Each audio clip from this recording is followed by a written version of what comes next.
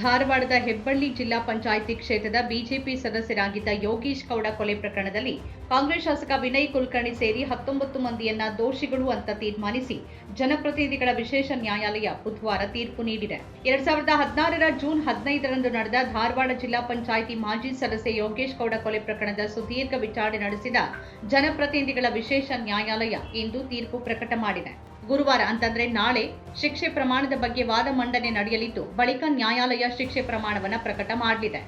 ಪ್ರಕರಣದಲ್ಲಿ ವಿನಯ್ ಕುಲಕರ್ಣಿ ಸೇರಿದಂತೆ ಒಟ್ಟು 21 ಆರೋಪಿಗಳ ವಿರುದ್ಧ ಸಿಬಿಐ ತನಿಖಾ ತಂಡ ಸೆಷನ್ಸ್ ನ್ಯಾಯಾಲಯಕ್ಕೆ ದೋಷಾರೋಪ ಪಟ್ಟಿಯನ್ನು ಸಲ್ಲಿಸಿದ್ದು, ಅವರಲ್ಲಿ ಇಬ್ಬರನ್ನ ನಿರ್ದೋಷಿಗಳು ಅಂತ ಕೋರ್ಟ್ ಹೇಳಿದೆ.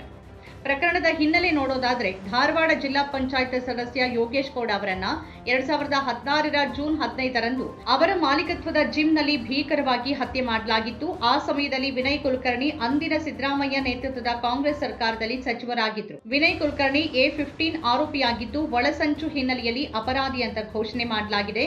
ಸೆಪ್ಟೆಂಬರ್ 2019ರಲ್ಲಿ ರಾಜ್ಯ ಸರ್ಕಾರ ಪ್ರಕರಣದ ತನಿಖೆಯನ್ನ ಸಿಬಿಐಗೆ ಹಸ್ತಾಂತರಿಸಿತು. ಈ ಪ್ರಕರಣದಲ್ಲಿ ವಿನಯ್ ಕುಲಕರ್ಣಿ ಅವರ ಕೈವಾಡ ಇದೆ ಅಂತ ಆರೋಪಿಸಿ 2020ರ ನವೆಂಬರ್ 5ರಂದು ಸಿಬಿಐ ಅಧಿಕಾರಿಗಳು ಅವರನ್ನ ಬಂಧಿಸಿದ್ರು. ಈ ಪ್ರಕರಣವನ್ನ ಮೊದಲಿಗೆ ತನಿಖೆ ನಡೆಸಿದ್ದ ಧಾರವಾಡ ಪೊಲೀಸರು 6 ಮಂದಿ ಆರೋಪಿಗಳ ವಿರುದ್ಧ ದೋಷಾರೋಪ ಪಟ್ಟಿಯನ್ನು ಸಲ್ಲಿಸಿದ್ರು. ಶಾಸಕ ವಿನಯ್ ಕುಲಕರ್ಣಿ ಹೆಸರು ಕೈಬಿಡಲಾಗಿತ್ತು. ನಂತರ ಸಿಬಿಐ ತನಿಖೆ ನಡೆಸಿ ದೋಷಾರೋಪ ಪಟ್ಟಿಯಲ್ಲಿ ಹೊಸದಾಗಿ 7ರಿಂದ 21 ಆರೋಪಿಗಳನ್ನು ಸೇರ್ಪಡೆ ಮಾಡಲಾಗಿತ್ತು. ಪ್ರಕರಣದಲ್ಲಿ ವಿನಯ್ ಕುಲಕರ್ಣಿ ಅವರು 15ನೇ ಆರೋಪಿಯಾಗಿದ್ದಾರೆ.